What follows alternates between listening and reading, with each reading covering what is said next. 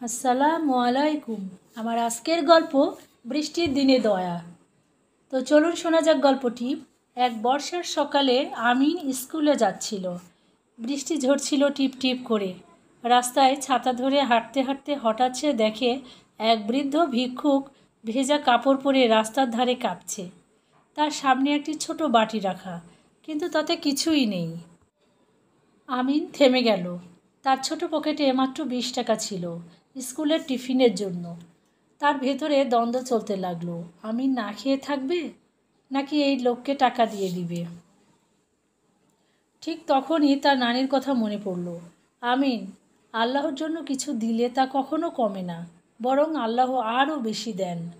সাহস করে আমিন তার টাকা বের করে ভিক্ষুকের হাতে দিল এবং ছাতাটা বৃদ্ধের মাথার উপরে ধরে বলল, চলেন একটুখানি ছায়ায় নিয়ে যাই।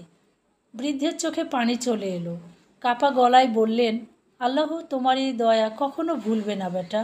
আমিন হাসল। স্কুলে গিয়ে সে দেখল ক্লাসের এক ভাইয়া আজ বিশেষভাবে টিফিন দিচ্ছে সবাইকে, আর তার প্রিয় স্যান্ডউইচও আছে তাতে। গল্প থেকে শেখা গেল, একটি ছোট সদকাও আল্লাহর দরবারে বড় হতে পারে। দয়া করলে আল্লাহ আরও বড় রহমত দিয়ে ফেরত দেন। সবশেষে লাইক, কমেন্ট এবং সাবস্ক্রাইব করতে ভুলবেন না। সকলকে অনেক অনেক ধন্যবাদ।